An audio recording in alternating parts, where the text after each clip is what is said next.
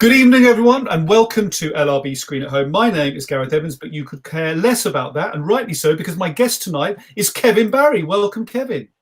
Thank you, Gareth, for having me. It's an enormous pleasure to welcome you from the west coast of Ireland, of course. More on that in a minute. But for those of you who've just joined us, this is the LRB Screen at Home initiative. It's a film and conversation initiative initiated by the London Review Bookshop and the London Review of Books. Those are different organisations, obviously arm in arm, bringing cultural activity of the highest quality to you for over 40 years in the case of the Journal, and for nearly 20 years in the case of the Bookshop. Please do support them and all like them at this difficult time. It's a great pleasure to be able to host these online conversations following, of course, the previous week's viewing of a film. And we're delighted that this week the film has been Tim Robinson, Connemara, by the great Irish documentary maker Pat Collins. Many thanks to Pat for making the film available to us, and of course marking the sad death earlier this year of Tim Robinson, one of the great English visitors and of course residents of the west coast of Ireland, who created this extraordinary place mapping and writing project, which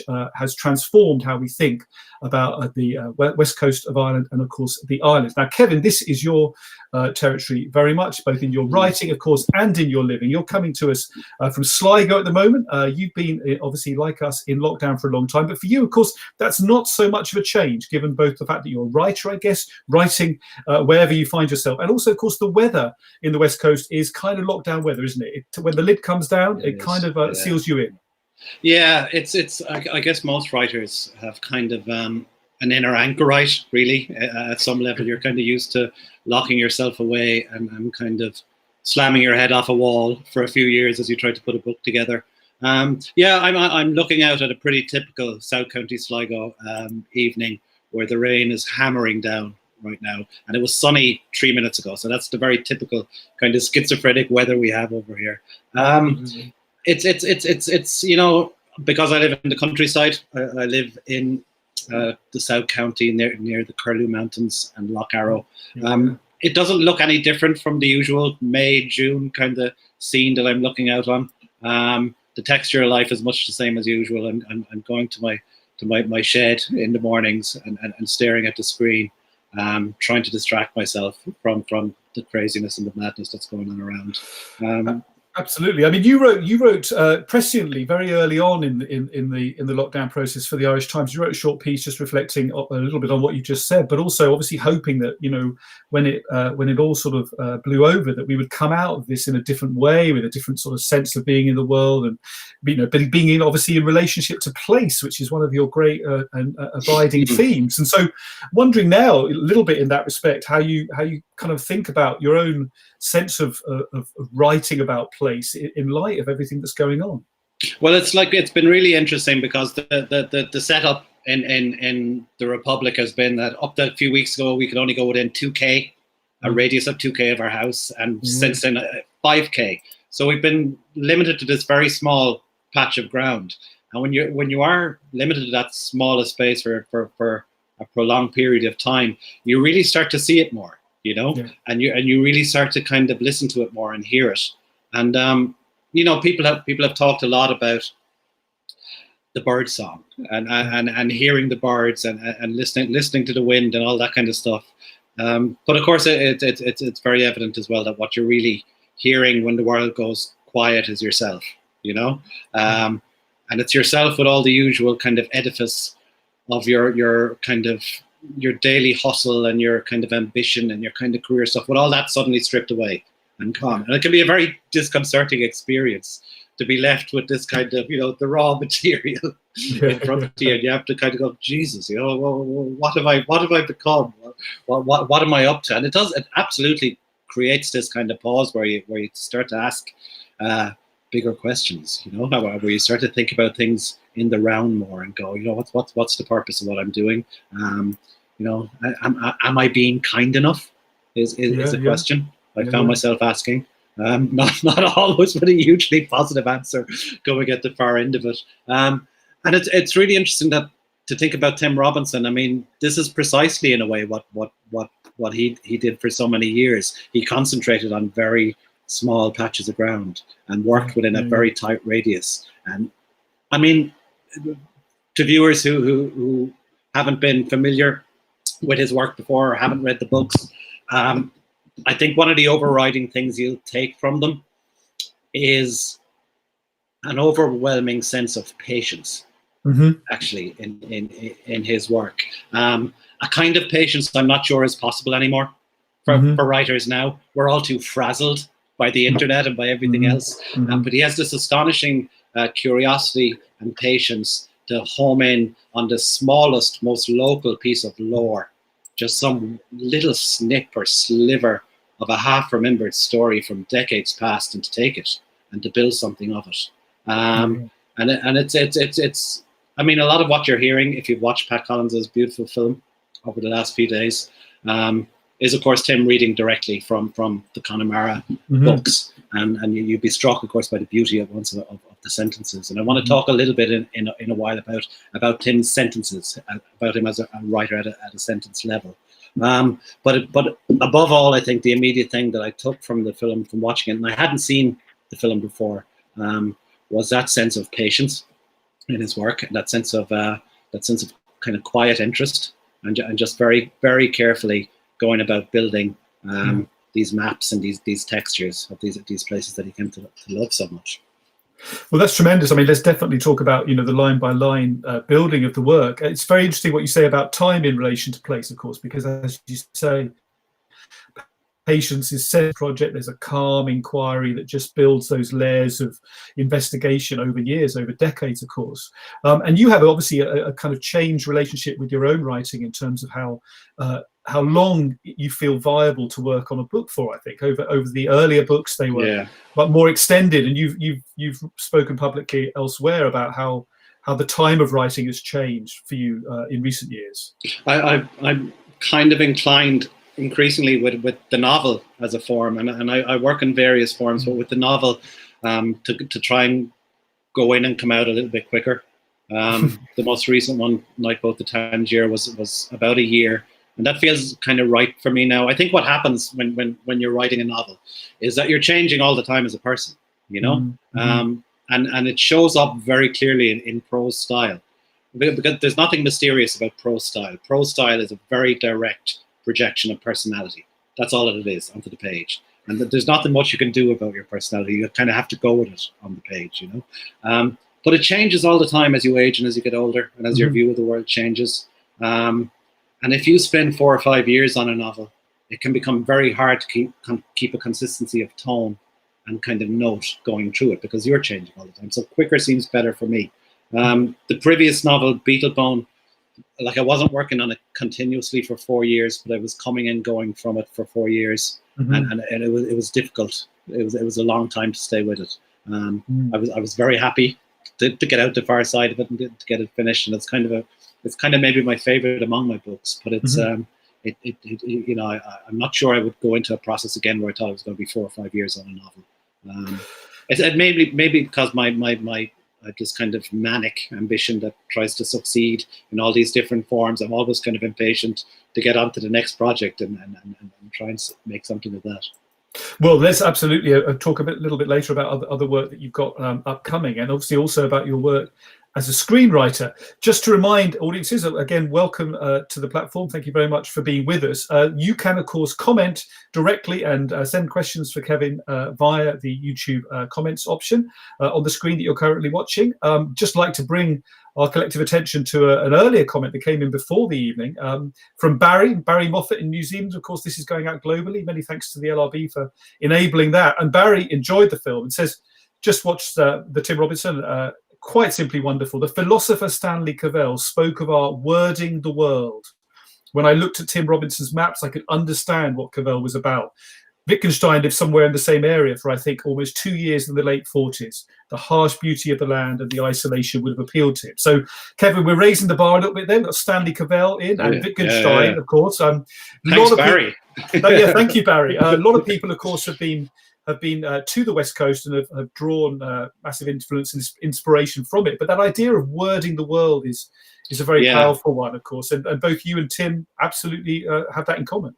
I think one of the most beautiful parts of Pat Collins's film is where Tim talks about his process. Really was that every step that he walked as he was making the maps was kind of a sentence along the page, and how the two kind of seeped into each other, and it put me in mind of a couple of other writers immediately, actually. And it's interesting. I was trying to think about when I first read Tim Robinson myself, and I can date it almost precisely, actually. It was late 90s, and I was living in a caravan for a summer on a beach down in West Cork, a bit farther down the coast, trying to write a novel, really fucking terrible novel, awful.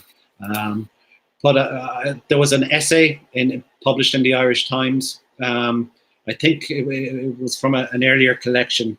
I can't remember which book, but he was just basically describing his working room out in Roundstone Village on the pier in Connemara, where he worked and lived. And he was describing kind of every object in the room. And he was just a name to me up to that, but I read him and I thought, God, this guy is kind of amazing, it's immediately, it comes across as kind of his style, it's almost an antique style in some ways. It can seem almost like a kind of there's this kind of Victorian propriety to it almost. It's proper kind of writing, but very sinuous sentences. And each sentence is very much a step along the journey of each essay. And I started reading him around the exact same time that I started to read W.G. Sebald and also Ian Sinclair. As a reader, I was kind of late 20s, 30 at that time, and starting to kind of find myself impatient with fiction to some degree, and looking for other ways to skin the cat, And those three writers seem to have great correspondences. Ian Sinclair talks about that sort of each step being a sentence as well, doesn't he? And he walks the V famously in Lights Out for the Territory. He maps out a V, he walks it around East London. And of course Sebald as well, very, very strongly comes to mind. Another thing, watching this film actually, and watching those faces, there are amazing faces of the local people out in Connemara, fishermen and farmers and people just kind of hanging around on the edges of the frames of the films. And what very much came to mind was the John Berger trilogy In Their Labours of village life and in the French Alps. And I'm sure that Tim Robinson and Berger must have read each other. I wonder how did they correspond, or were they aware of each other at any deeper level? No, that's fascinating. I mean, those references all make complete sense, and it's interesting what you said about that. The formal approach of those writers, of course, breaking down the boundaries between fiction, memoir, history, travelogue, forms of recollection in different modes, and that's something, of course, that at the moment, apart from essays that you've placed in different publications, you haven't moved yet into an explicitly non-fictional mode. Is that something you're thinking about or working on in the longer term? Yeah, I'm always kind of threatening it, and I've talked to editors at various times and kind of promised that I'm going to write a kind of a long form essay or a non-fiction book, and then what immediately happens is I come up with some other notion and tell them I'm going to write an epic poem, or I'm off to do a series of monologues or whatever. This crazy kind of ambition and impatience is there, but it's again something that came to mind what watching the film very strongly is, and then just to talk about it just a little bit, maybe as a film in its own right. It's so beautifully framed, and as anybody who's ever tried to take a photograph in Connemara will tell you, it's not easy to frame the place. There can seem to be no foreground there, and I interviewed another great Irish documentary filmmaker, Bob Quinn, a couple of years ago for our Winter Papers journal. And Bob is based also in Connemara, in Coshfarriga, I think. But he told me a story about the postcard maker John Hind, who used to take those famous postcards in the 40s and 50s, a lot of them out in Connemara in the west of Ireland, of like little red-haired children with baskets of turf and donkeys, those famous kind of Irishy kind of postcards of the mid-century. And apparently John Hind used to carry a bush around in the boot of his car, a little wing bush, just so he could create a foreground in photographs, because the place is so hard to frame. In Pat's film, he uses the stone walls a lot. He uses the telephone wires and makes this kind of lovely calligraphy. But what I really admire in this film, and also in other of Pat's documentaries, is the way he completely recedes himself from the narrative. You know, he doesn't intrude in any way. He lets the subject take it along, and take over. He's a beautifully unobtrusive filmmaker, and he's been doing really interesting work for decades now. Tremendous. Well, you're absolutely right, and thank you very much for those comments. Let's have a look now, actually, if we could. And it makes sense, given we were talking a little bit about hybrid work and whether a documentary or a fiction would be the best term to apply to this. Probably both, I think. To one of Pat's other films, let's look at the trailer now, if we could, for a recent film by Pat called Silence. Thank you very much.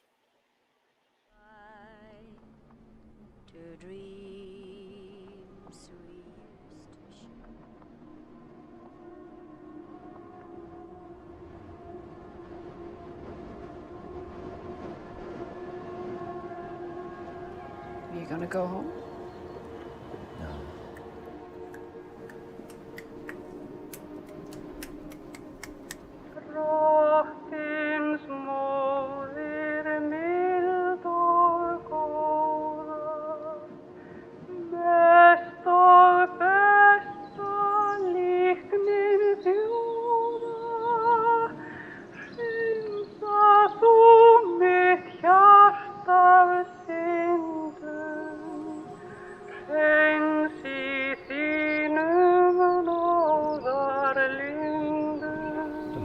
Turns upon silence.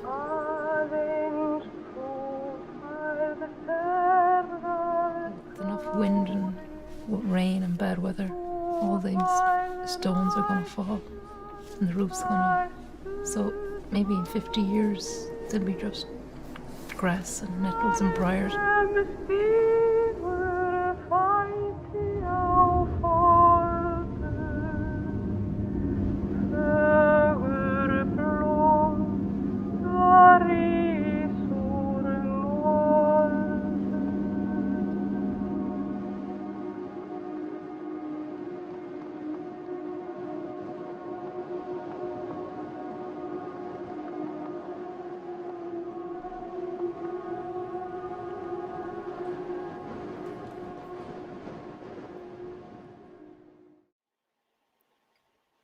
Thank you very much. That was the trailer for Silence, a wonderful drama, documentary, hybrid work from the great Pat Collins, whose film Tim Robinson, Connemara, we're watching and thinking about this evening in conversation with the great Kevin Barry, Irish writer, coming to us this evening from Sligo.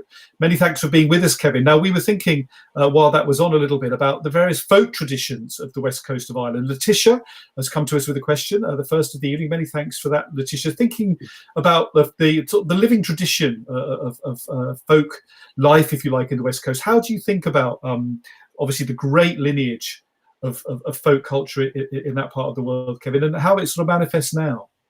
Yeah, there's a really interesting quote actually from the late John McGahern, the great novelist here, who said once that Ireland essentially skipped the 20th century. Yeah. That it went from the 19th into the 21st. Without kind of hanging around in the middle. I don't know. I mean, if I think about my childhood in like early 1980s, I grew up in Limerick City, a bit further down the west coast. But my mother's family were from the county, from West Limerick, from the hills of West Limerick, and all her aunts were involved with fish oaks, which are folk cures, essentially, and kind of almost verging into witchcraft. So I essentially come from a long line of witches in West Limerick. And I would go out on Sunday visits to at my aunt's house out there. And there would be local people calling in with like arthritis or something, or marital difficulties or whatever was wrong. And they would be getting folk cures, but there would also be kind of rituals that were involved with them. And this was in the early 80s. And I found this witchcraft that was going on in the corner of the room extremely boring. So I used to bring my Atari video game that I could plug into the TV and play that tennis game we all had in the early 80s with the two bats and the ball going back across. So there was definitely the 19th century and the 21st century coexisting in that room as I go back. It's something, this kind of folk tradition, it's something that can sometimes, because of the way it was presented very often in cultural material in the 20th century, particularly in Irish America, it's something that Irish writers have tended to try and keep a little bit away from because it seems kind of corny in some kind of way. But I'm very interested in it, you know, and I'm kind of not too afraid to bring it into my work in some ways. What plot there is in the most recent novel, Tangier, turns on the fact of a fairy fort, essentially. But I mean, if I'm literally looking out the window now, there's a couple of fields going over towards Lough Arrow, towards the lake, and there's only a single tree in the field standing, which is a whitethorn tree. And the reason that's standing is because the farmers won't cut down whitethorn trees, because there's huge mythological significance to the whitethorn tree in Ireland. It's considered bad luck, for example, to bring the blossom into the house. One of the reasons apparently for that is that the blossom, when you rub it between your fingers, is supposed to have a kind of a smell that would put sexual intercourse in mind. So this is part of the mythology that goes back. So it's a dirty tree, you know. It's a dirty tree. But it's these beliefs absolutely persist, especially in the West, I think, especially in country places. And there's kind of I think what folklore people call half belief, a system of half belief, where people mightn't quite believe that there are fairy circles existing around whitethorn trees, but they won't cut down the trees just in case. You know, there's this kind of like, we'll hedge our bets a little bit. And I'd absolutely fit into that mold as well. No, it's interesting. I mean, obviously, you mentioned, Tim's kind of incredible patience and listening to the land. Other people, of course, have come to the West Coast and made a lot of noise. I'm thinking of the Atlantis commune, who, of course, feature Transfigured in Beetlebone, and the primal scream therapy of that tradition. It's been obviously a magnet for all sorts of people to find new ways of being in relationship to place, of course, and to the inner life as well that you mentioned earlier. And that's something, I guess, which is a kind of new folk tradition for the area. I mean, in all sorts of ways. How present or traceable is that sort of incomer tradition still? Yeah, it like a really interesting thing starting to happen to the west of Ireland. I would say dating it to like the very early 1970s. It became the far end of the hippie trail. Yeah. Essentially, if you didn't go to India down that direction, you came to the west of Ireland. The cottages were still very cheap out in the west of Ireland. They're not now. You know, that moment has passed. But a lot of kind of alternative lifestyle kind of people arrived from Germany, from Spain, from France, from England, from the Irish cities, and started to set up little kind of homesteads and little kind of communes started to form. Some very interesting ones. The Atlantis community was just up the road from here in County Donegal in Burton Point, and it was based around primal scream principles. And they would have quite guided scream sessions. There's a great, again, Bob Quinn was mentioned earlier. Bob is a film called The Family, which was banned from Irish television for many years because it was considered just too disturbing, the material, as people screamed and got into it. But you know, so much that's good about life in the west of Ireland now came in with the freaks in the 70s. You know, so much that they brought in, like things like the whole surfing community now, which is a huge thing in the west of Ireland. All the farmers markets, all the crazy kind of alternative therapists that you have everywhere. All these came in really in the 70s. Before that, the west of Ireland was a white Catholic monolith. You know, and quite a dreary place in lots of ways, and quite a repressed place. So lots of strange new energies and kind of tensions came in from the 70s on, and really improved the place in my view. Yeah. It's very interesting, that idea of Ireland to India as the kind of the outer limits of that you know, that great moment in kind of post-war counterculture, and that threads through in a way through all your work in different ways. I mean, you're very much a young man in the cities, of course, both in Ireland and internationally, and it's only in the last decade or so, of course, that you've made that step back into the countryside, alongside the real ongoing major project of writing. And what do you think was there a clear moment that prompted that? Was it a creative one? Was it a personal one? It's funny actually. What you sometimes think are pragmatic decisions in your life turn out to be the very important creative decisions.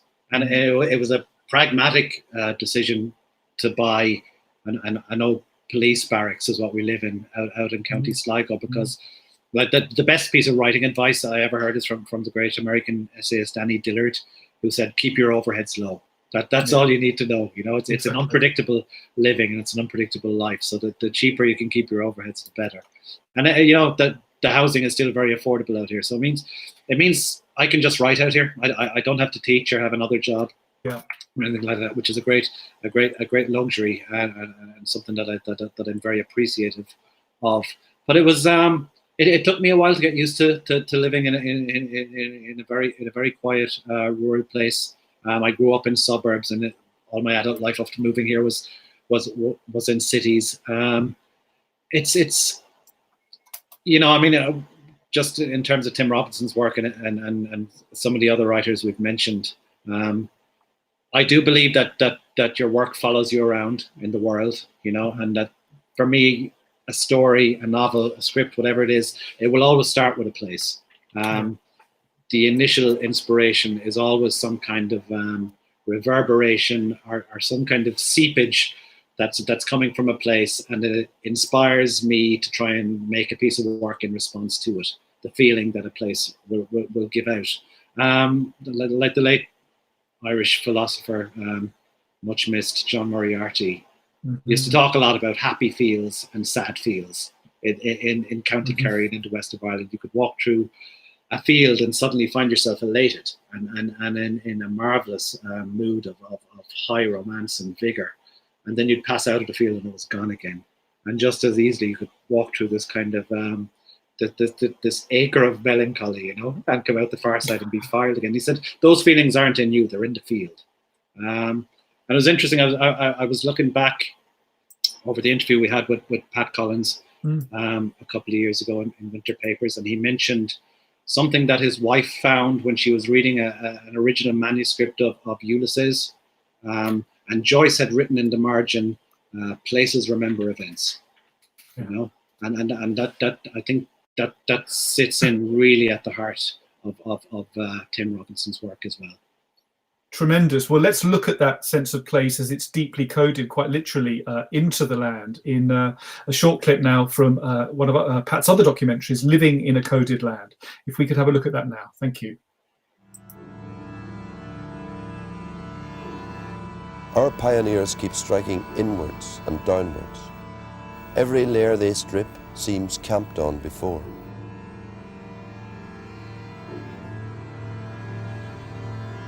The country grows into the image of the people, and the people grow into the likeness of the country, till to the soul's geographer, each becomes a symbol of the other.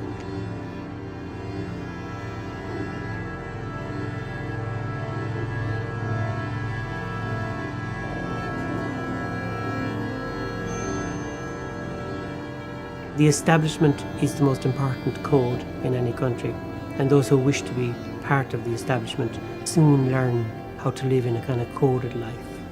They know what not to criticise, they know what to praise, they know who to praise, they know when to remain silent. Memory, said Unamuno, the Spanish philosopher, memory is the shadow not of our past, but of our future.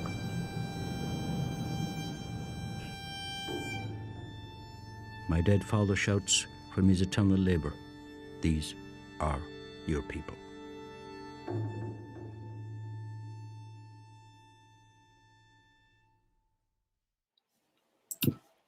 Thank you very much. That was a short clip from Living in a Coded Land, the documentary by Pat Collins about the meanings, the history, the present tense of Ireland, made in 2014. You're watching LRB Screen at Home. My name's Gareth Evans. I'm in conversation with Kevin Barry about Tim Robinson's Connemara, the work of Pat Collins, and of course Kevin's own wonderful work about Ireland and much else besides. Kevin, we were thinking before we came on about this relationship to place, of course, place as a deep sense in your writing. You've been talking very articulately about this already, but you, of course, have set your most recent novel, Nightboat to Tangier, elsewhere.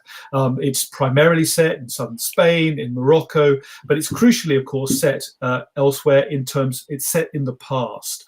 And the past is very present in Ireland. It's as close as the sky, of course. Where does the sky start? Where your face ends, I guess, is where the sky begins. And the past is equally close. It doesn't really go away, as Faulkner said, and it's certainly embedded, as Pat's film suggests, and of course as your own writing suggests, it's embedded deep in the land in Ireland. And so I wonder now, we've been talking about forms of folk tradition, older and more recent in the West Coast. Can a writer easily escape, or are they always in negotiation with past writers in Ireland?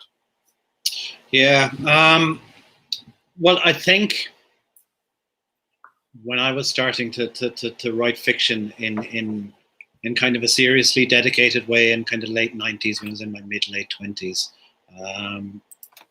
At that time, I think in very late part of the 20th century, still a lot of Irish writing struggled with these two gigantic and contrary influences of Joyce and Beckett behind each other. And you know, Joyce is kind of putting everything on the page, and Beckett is taking everything back off the page again. And there was a couple of generations of Irish writers kind of stranded between the two approaches in certain ways. I was very impatient in my 20s with Irish writing, with the Irish novel and short stories and all that. Like I would read something like John McGahern, which was maybe the greatest kind of novelist operating at that time, and I would see immediately, of course, at once the great quality of it, but something made me recoil from it. And what it was, in fact, I vividly remember reading, late 90s, reading McGahern's novel Amongst Women, and there's a description of the bitter old Irish father in it, Moran, sitting in front of a fireplace, slowly rotating one thumb around the other and staring into the flames. And I remember reading and going, Jesus Christ, is my father, you know. It was like too close to home, you know. That stuff was too close to home. And as a writer, I kind of found my influences elsewhere a little bit, reading work from other traditions. But then finding my way, often early on in a writing career, the movement is circular. You're homing slowly in on your own fundamental stuff. You're getting closer to home. And it takes a while to build up a kind of protective shield and to allow yourself to do that.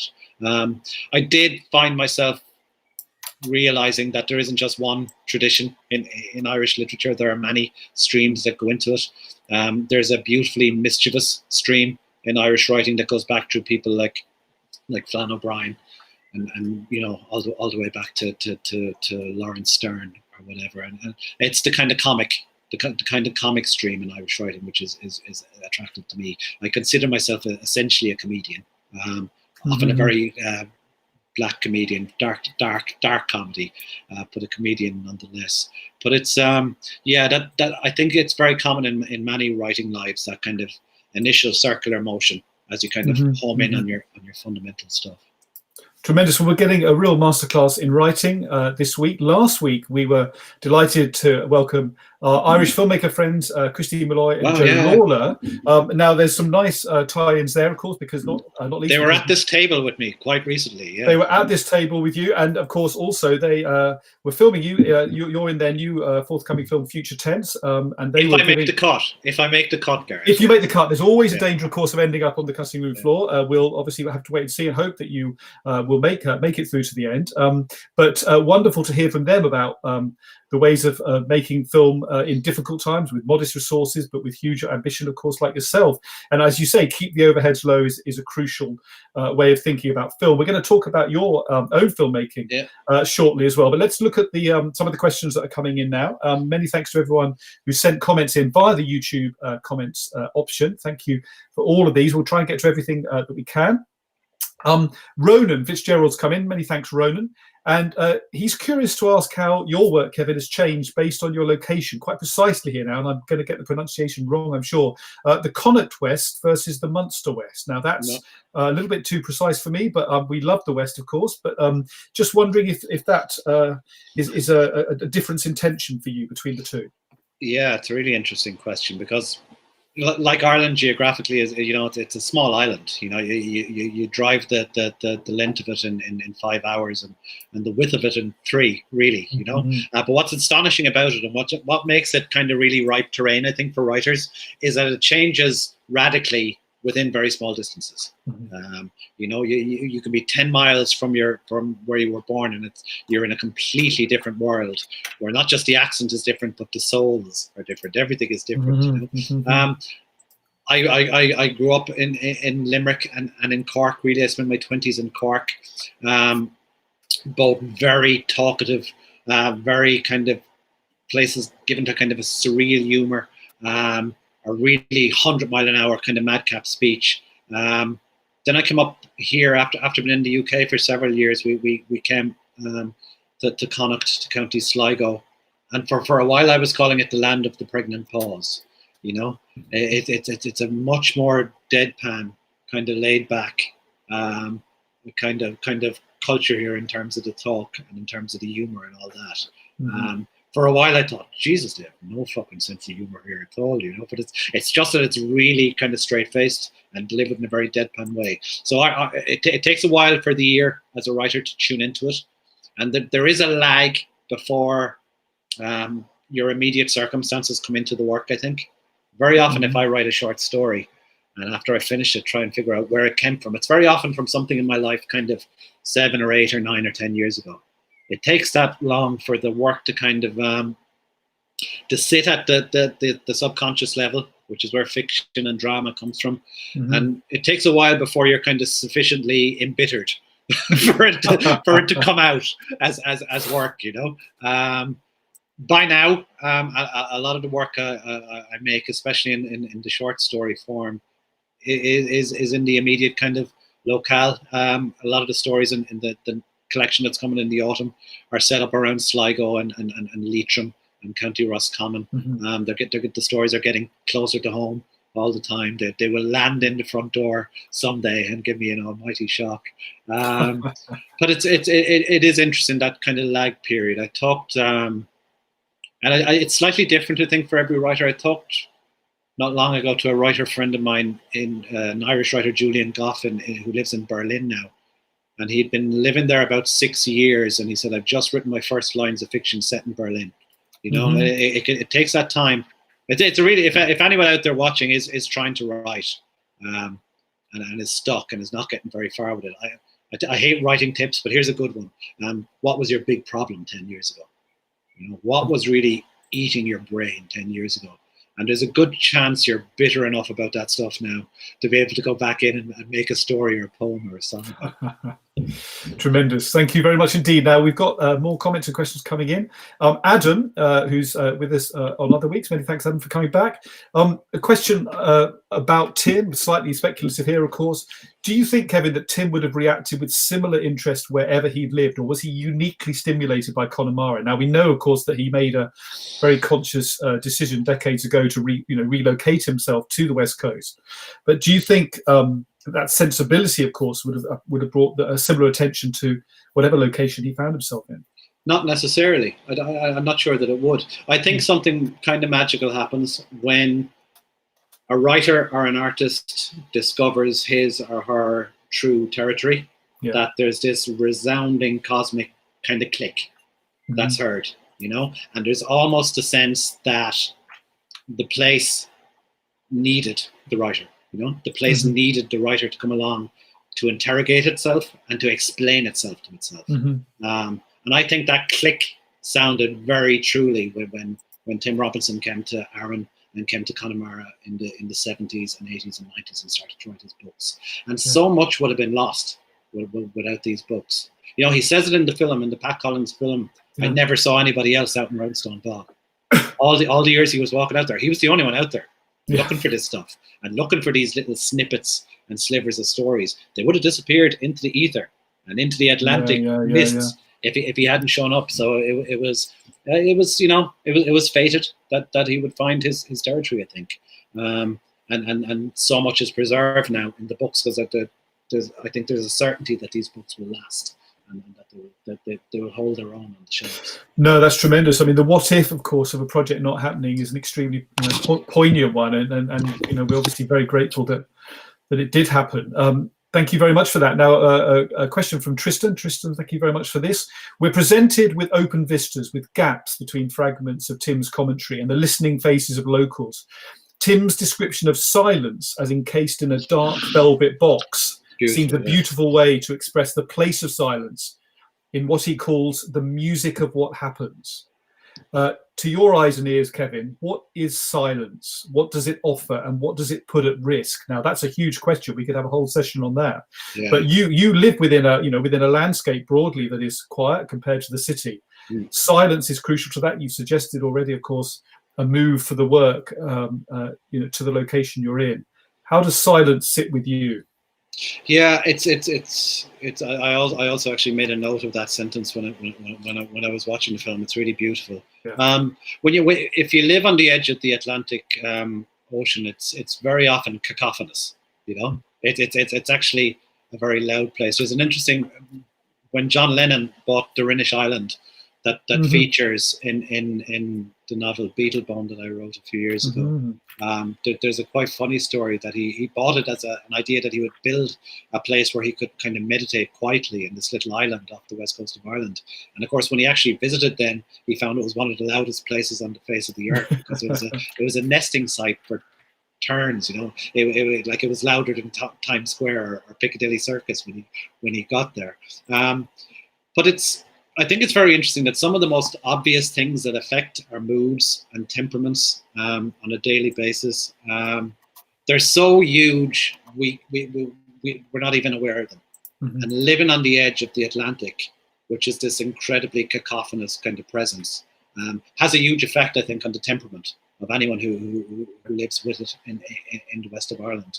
And like if you were to embody the west of Ireland as a person. Okay, if you were to say the west of Ireland is a single person, describe their character in a single word, I would say rattled. I would say slightly shook, and it's because of this huge void, this huge dark presence on the edge of us. We're a maritime people, and these things in the contemporary world, because we're looking into our phones and we're buried in our day-to-day hustle and work, we forget about these kind of huge presences in our lives. But obviously Tim Robinson was tuned into it, and it's astonishing, actually, and it's something that Pat Collins's film Silence goes into in a very beautiful and developed way. That pure silence is so rare now, in our world, to find that moment. There's a little peninsula called the Analoi Peninsula that goes out into the middle of Lough Arrow. It's about a few hundred yards wide and about a mile long. And if you go out to the tip of it, I'm convinced it's the quietest place in Ireland. You hear nothing. On a windless day, you literally hear nothing for whatever bird is behind you in the hedges, But it's so rare now. But it's I think that quality of silence that he does appreciate in his work does find its way into the sentences as well. Yeah. I find them very calming books to read if I'm feeling rattled myself. I think something that a lot of writers have in common is don't have that many books near my desk.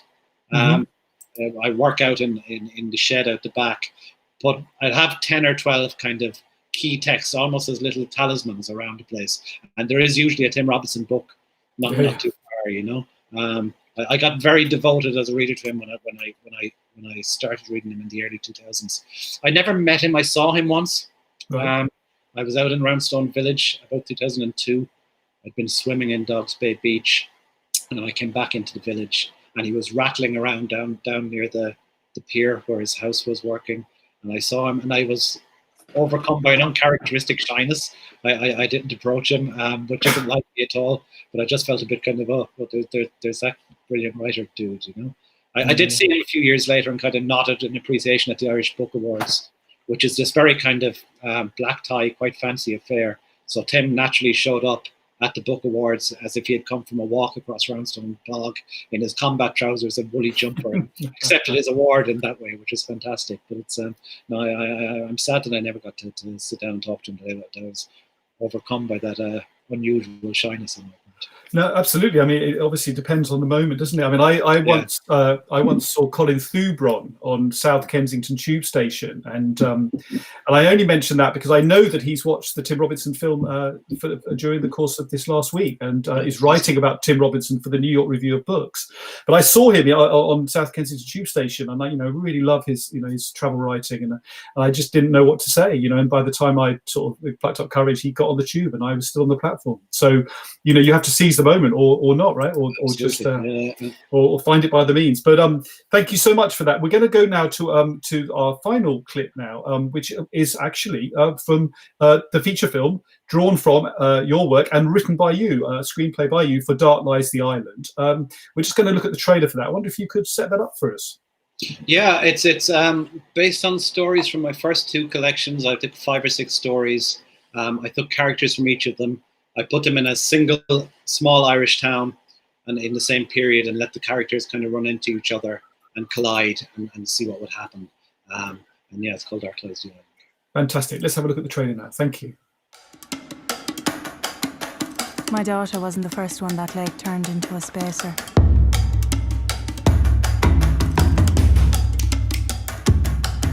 It was a wicked old draw if it always turned half the place crooked in the head. You need to take her to the head doctor. This is Daddy Mannion. I married the man. I know, yeah. Tell me about it. Martin Mannion, the younger of Daddy's 2 sons by the first old bat. Poor Martin wasn't setting the world on fire. Chickens are out going to fuck on me, Dad. Tell you what you do, so man. Go out and ring Sky breaking news and tell him the shock developments in. Martin Mannion of Dromore is after making a pig's mickey of another business.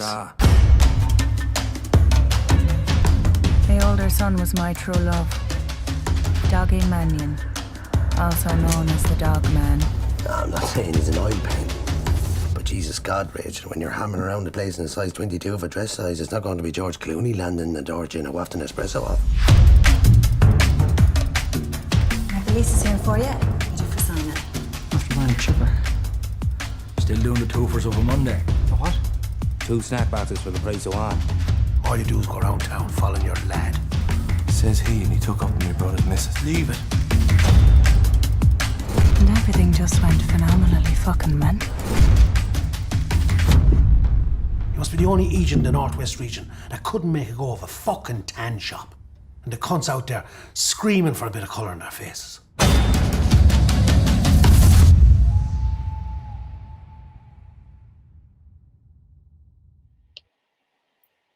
Thank you very much. That was Dark Lies the Island, the feature-length work written by Kevin from his own stories, of course. Wonderful to see that. I hope we can get that in the UK once lockdown lifts and cinemas we obviously long to see back in action, and we can see that together, which seems very much a film that people would want to see in a collective situation. But you, of course, have also written a shorter film, of course, drawn from your own work, and there have been several other adaptations. What is your relationship, Kevin, with screenwriting? Because you are writing across media now. You've mentioned that you kind of love to take on different forms, and we're going to mention a couple of things later on that are part of future projects. So when did the screenwriting kind of surface, and what does it give you that other forms don't? I think very quickly after my first book of stories appeared in 2007, filmmakers started to contact me because it was clear I used dialogue a lot. Yeah. in my work, very often in my scenes and stories, I work in very tight kind of 2-hander and 3-hander scenes.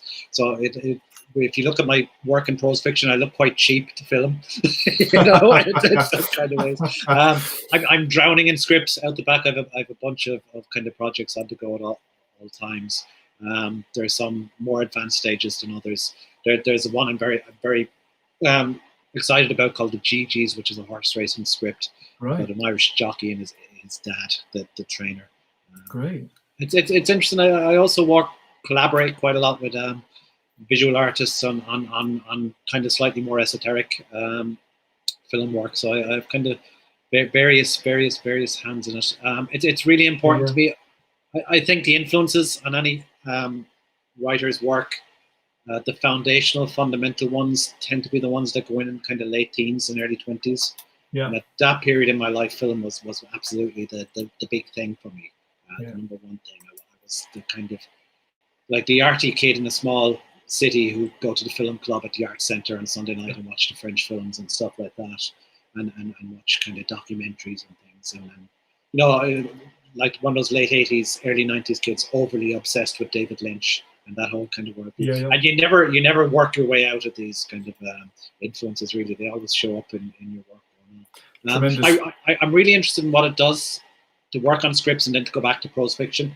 Now, working in one form changes you in another. And when I do go back to prose fiction now, I notice I definitely have a tendency to have a frustration with a lot of the traditional kind of scenery that you get in literary fiction. You know, so someone walks down a staircase and you get a half-page description of the staircase. I think, oh, fucking hell, you know, just we can cut all that out. Yeah. Really. I'm very interested in the way that, you know, television drama is influencing what we call literary fiction now, and vice versa, the way they steal from each other. Yeah. All the time, you go back and forth. The first novel I published, City of Bohan, was very influenced by the stuff I was watching in the kind of around 0708, which is that kind of much lamented golden age of American television drama, which I think has kind of long passed now. I think the best of it was around in shows like Deadwood and The Wire and The Sopranos. And those were really influential in that particular novel. Well, let's stay with that, because there's a question from Perma Heretic, probably not their real name, but who knows. Perma Heretic says, are we going to see Jenny Ching's Bohan? That's obviously something for everyone who's read the book. And are we getting a City of Bohan box set, which suggests that there might be moves afoot behind the scenes that I'm not aware of? I hope so. It's one of the things that I'm trying to develop with some people at the moment. There are scripts on the go as we speak out in the shed out in the back. The glorious thing about my shed, by the way, out in the back, is that the Wi-Fi doesn't reach from the house, which means I can get a lot of work done out there. So there are lots of different projects mounting up. I tend to, it's funny, very often I think your best attributes as a writer are also can be your downfall. And I think my best attribute is I have quite a fluent imagination. I come up with ideas for stuff to write all the time. But it can also be your downfall in that you're constantly, you know, delirious to get on to the next project and have a go at that. Absolutely. No, I mean, it's interesting when you said that there's obviously the crucial need to keep your overheads low, but also obviously keep the internet out is clearly another key part of writing at length with focus. I don't go online until lunchtime is my usual rule, and that's how I manage to get some writing done. Very good, very good. Let's go back to Tim's sense of place and obviously what he shares, I think, a lot with you. Wonderful question from Jill. Jill Houghton, thank you for being with us again. This is a beautiful film about the loss of language, people and place, but of course also, as you've said, the recovery of what would otherwise be totally lost. I love how nature and the ethereal shifts in the weather really evoke the space of the landscape, but also in the narrator, as if this isolation is a kind of nuance for his own self-mapping. How does this evocation in film image, do you think, translate or work in writing? You've hinted at the kind of excavation of the self that goes on in the shed, but and the pressure on the self once a kind of lockdown happens creatively as well as in the world. But that idea of that place-self relationship is obviously a two-way street, I reckon. And I imagine that's for you the same, Kevin.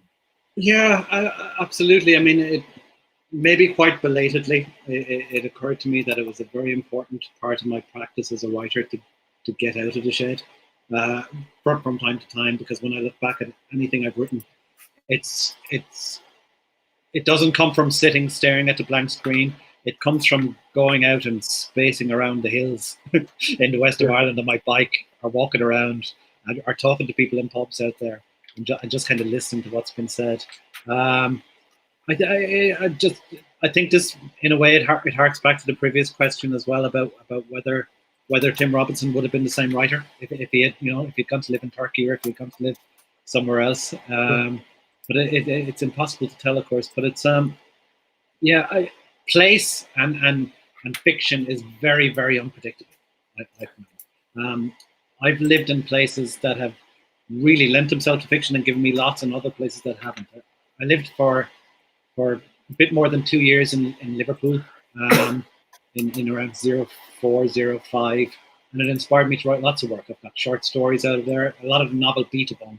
The confidence to do a Liverpool voice came out. I spent a couple of years there. I spent longer in Edinburgh. I was almost 4 years in Edinburgh, and I've never said a word of fiction there. I've been inspired to, and I love the city. I was really inspired by it, but it didn't give me anything in that way. I find, my terrain is pretty much set now. Mostly what I write is in the west of Ireland. What you can do, it's a trick you can do, is you can bring the voices from those places and you can bring them to other territories, which is what happened in the most recent novel, My Book to Tangier. But I want to read, which I haven't yet, is the most recent collection of Tim Robinson essays that appeared, I think, in just the last year or so. Because I think it goes into memoir a little bit, which is unusual in the work. He just drifts into little bits of his home life and stuff in the Aaron and the Connemara books. But I think there would be a lot of interest on this particular question in that recent book. Absolutely. Well, we've had a very poignant message in from Tim's nephew, Tim Robinson's nephew, John Drever. Many thanks indeed, John, for sending this in. There are plans, of course, to scatter Tim's ashes on Roundstone Bog, where he has made that territory very much his own. And thank you so much for being with us and for sharing that that information with us. Many thanks indeed, John Drever, for that. We're going to keep on now with the last few questions in the time that we have left. I'll probably gather a couple together, if I may, Kevin. Tim D, the great Tim D, wonderful writer in his own right. Thank you so much for joining us, Tim. Tim is curious about Brian Friel's translations, a play about the not Irish mapping Ireland, and the relationship, of course, to Tim Robinson's own love affair, if that's allowed, with names in a language that he had to learn. And this idea of others coming in, of course, very particularly, I guess, the English coming into Ireland is obviously a charged question, and it's an ongoing historical and present tense and arguably future tense question as well. But what do you think about that idea of the borderline of permission? Where and when does it become something that, of course, the commitment reveals is allowed, and where is it actually something that's quite intrusive? Doing the work gives you the permission. Going out and walking around Stone Bog in all weathers every day gives you the permission. But absolutely, I think one of the most important archetypes in Irish life, a really necessary part of Irish life, is the blow-in. The person who comes from elsewhere and sees the place in a kind of relief that local people can't see it in the same relief because they're too up close to it. I've written very little about the city where I spent the first 21 years of my life, in Limerick. And it's almost because it's too close and I can't see it, or at least I can't yet. Most of the work I've written has been set in places where I'm not from, or I'm not from nearby even. But yet there is definitely in Tim Robinson's perception of the west of Ireland, it's a Yorkshireman's view. There's definitely a kind of a pragmatism in it that would be very different from what an Irish essayist would bring to it, I think. But hugely necessary. And I think above all, what solves the permission problem is work and ability. The ability to render that word so beautifully and so completely. Absolutely. Thank you very much, and very well put. A question now from Miles Parker, thinking about your near neighbour, of course. May he rest in peace now, Dermot Healy. And how does your work, if it does, relate to the Protestant life that he writes about so well in, for example, A Goat Song? Is Dermot Healy a figure in your kind of constellation of influence? Yeah, I talked earlier about when I was kind of in my 20s, in the 1990s, reading kind of people like McGahern and reading back further and appreciating it, but feeling at a distance from it. But I would say around the turn of the century, I started to read Dermot Healy. I think Southern Times in the first instance, and then A Goat Song, a miraculous novel, A Goat Song, maybe the greatest Irish novel of the last 50 years, I think. And definitely finding that this view of Ireland was much closer now to the way I was reading it, the way I was perceiving it. There was a kind of a lovely kind of nuttiness about it, and a kind of a wildness about it, and an awareness in his work that Ireland is a kind of a it's still in many ways a kind of a wild and inexplicable place. He's still not spoken of as widely as he should be beyond Ireland, really. But if anyone is still new to Dermot Healy, maybe start on A Goat Song and marvel at that novel and then proceed from there. His last novel, Long Time No See, is also a really beautiful piece of work. Thank you very much for that endorsement, and always good, of course, to follow the trails of influence into other writers and other bodies of work. So we're moving now to the close, and I guess I'm just thinking about film as we are at the moment, and obviously your own work as a screenwriter and the wonderful work of Pat Collins. We've got a question about whether you see your fiction, Kevin, as you write it. Some writers hear a voice, obviously a voice of a character. Others see a landscape start with an image and so on. I mean, there might not be obviously a grand plan across all works, but is looking and listening, seeing and hearing the genesis of a work? Is there a pattern or a kind of? There is. For me, it's the ear, really. Yeah. I'm listening to it. I think most art forms aspire to the condition of music. I think every other art form is a kind of a disappointed music, essentially, that doesn't quite achieve those heights. Prose fiction is certainly a kind of disappointed music. But there is, I remember, again, I'm thinking a lot for some reason about lost in a cloud of nostalgia. And I think a lot about in my 10 to 20s when I was starting out as a writer. And I remember coming across quite a rare interview, because he doesn't give many, with Don DeLillo at that time. He said something that I thought was like really radical and amazing to read. He said, I don't really care much about meaning in a sentence. What I'm really interested in is the sound of a sentence. I'm interested in the kind of idea of it. And I remember that kind of shook me to my boots. I thought, that's exactly how I feel about it, how I feel about approaching it. And that I think every story you write in the fictional realm has an inherent kind of melody or tune that's just kind of waiting to be found. And you just listen along, line by line, and you find the kind of tune of it as you go along.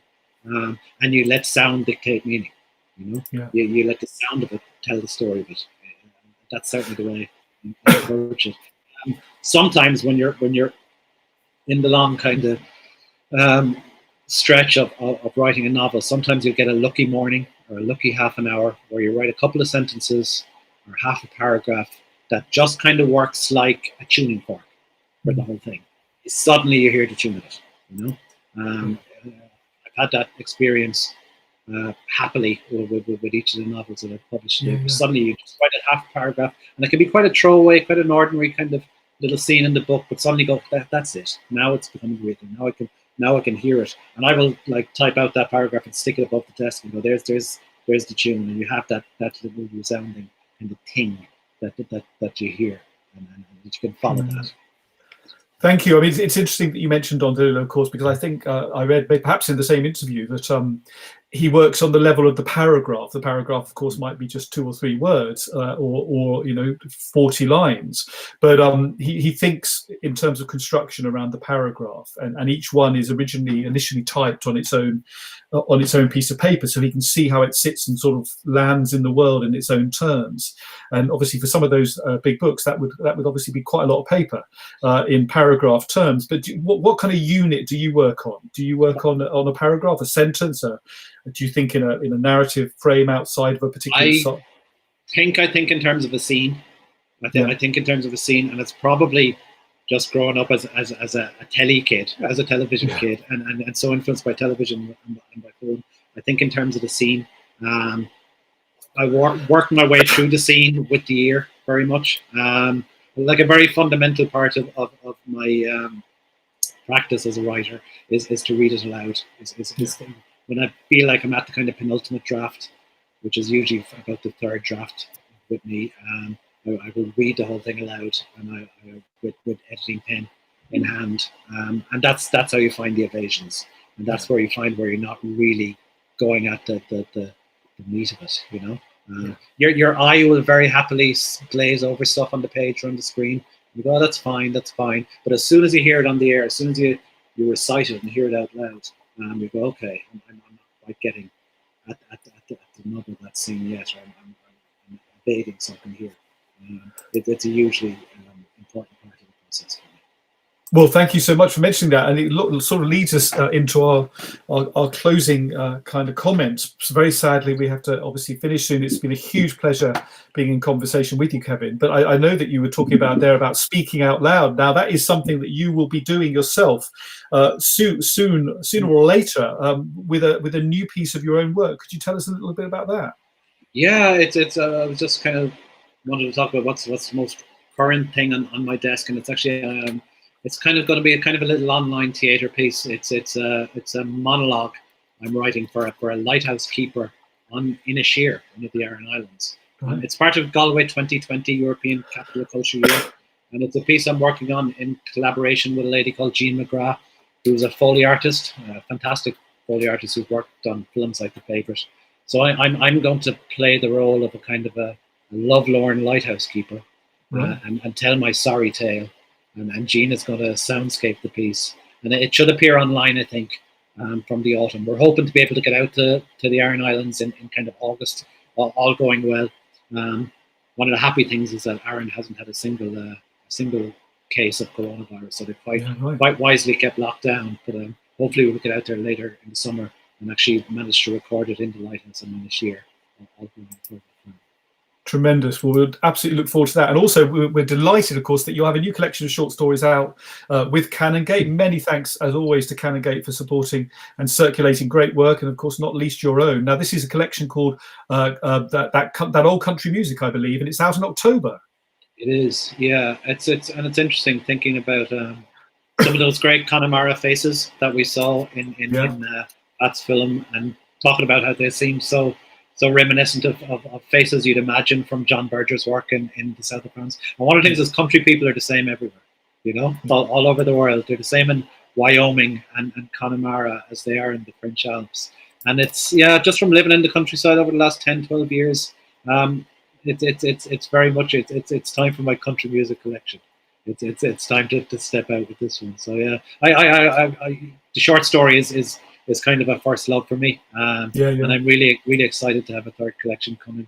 I'm going to keep going with them. You know, some writers often come out with a collection early in a career and just write novels and stuff. But I love the form. I'm always drawn back to it, and I'm a lifer in terms of short stories. I think it's no accident that the very best story writers, if you think of people like Alice Munro or William Trevor or some of the great Lydia Davis, the very best story writers are the ones who stick with the craft all the way through their writing careers. It's a very difficult, mysterious art, the short story. The closer you get to it, the less you know about it. It takes a lifetime's dedication, and that's absolutely what I intend to give it. Tremendous. Well, as with so much else, another great Irish tradition. So we look forward to that in October. And we'd just like to draw attention, of course, to your own editing with Olivia Smith of the Winter Papers. This is now a kind of staple of the autumn season in Irish letters. And this is a publication that you produce. It's a 6th edition due this autumn, I think. It is. Thank you for this opportunity to product place. Yeah, absolutely. There it is. Right. Winter Papers is a gorgeous thing. Yeah, it's an annual arts anthology, kind of really nicely bound and put together. Winterpapers.com to find out. That's pretty easy, isn't it? That's fantastic. Lots of stuff on film actually every year in there. And you mentioned an earlier edition had Pat Collins. Yeah, we have a really nice interview with Pat about his work in number 3, I think. Fantastic. Still available. Great, winterpapers.com. And you mentioned before we came on that actually this event has a strange synchronicity with Irish television a bit later on tonight. In fact, by a glorious cosmic improbability. If anyone's watching from Ireland and hasn't yet seen the film, it's on at 9:30 on TG4 this evening. So that's a complete mathematical improbability that would have delighted Tim Robinson. Well, as the A-team said, of course, I love it when a plan comes together, and who knows in advance that we could possibly schedule directly in line with terrestrial broadcasting. We're delighted, of course, that we've been able to do that. Many thanks indeed, Kevin. It's been a real pleasure. I'd like to draw, of course, listeners' and readers' attention and viewers' attention, of course, in this context, to all of your books. The LRB Bookshop has a particular strand operation at the moment called the LRB Book Box. You will find that on the London Review Bookshop website, where carefully chosen books are made available for your purchase pleasure. And of course, Nightboat to Tangier is one of those. Please do find the LRB Bookshop book box, where all those delights are in store for you. Please support, of course, the LRB, the London Review Books, and the bookshop, and all your local bookshops through this challenging time. We will come through into a different, hopefully a better place, where cultural priorities remain absolutely uppermost in our shared experience. Do, of course, subscribe to the YouTube channel if you can. And there is a special subscription offer for the LRB during this current initiative. lrb.me/screen will take you to a really outstanding subscription offer to the journal. So please do support that if you can. I'd like to extend my thanks to everyone at the LRB and the bookshop for making this possible, particularly Sam, Anthony, Claire, Natalia, and all those involved in bringing this operation to the viewing public. And a personal thanks and shout out to Colin McAuliffe, who first alerted me to Kevin's work. I picked up my first copy of Kevin's writing in Vibes and Scribes, the great bookshop in Cork, and then proceeded to start reading it in Callanan's, a wonderful hostelry just by the water. It's been a real pleasure discovering your work, Kevin, and we look forward to all the ongoing projects in whichever medium in the future. Thank you very much indeed for being with us. And we're now going to sign out with a trailer for next week's event. All the normal forms of access apply. Please do receive the newsletter from the LRB Bookshop, and you'll get the link to the film, which is The Arbour. Next week's film is The Arbour by the wonderful filmmaker Clio Barnard, marking 10 years since her film, engaging directly, of course, with the life and work of a great writer, Andrea Dunbar. The Arbour is our film next week, and Clio will be in conversation with me here at 7 o'clock next Wednesday. It's been a real pleasure hosting Kevin this evening. Thank you very much for being with us. Many thanks to Archangel for making the film available to us from tomorrow. But please do now enjoy the trailer for The Arbour. Thank you very much for being with us. Cheers.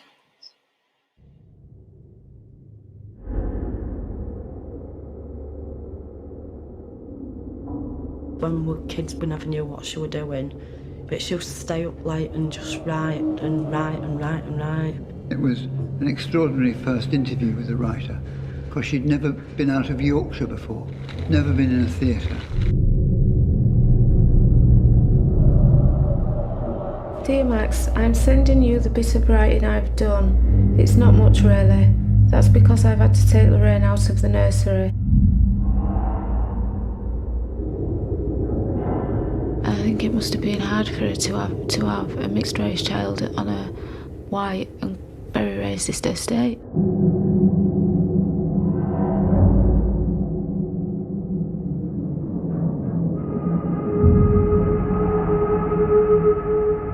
If she was alive today, I'd have a lot to say to her.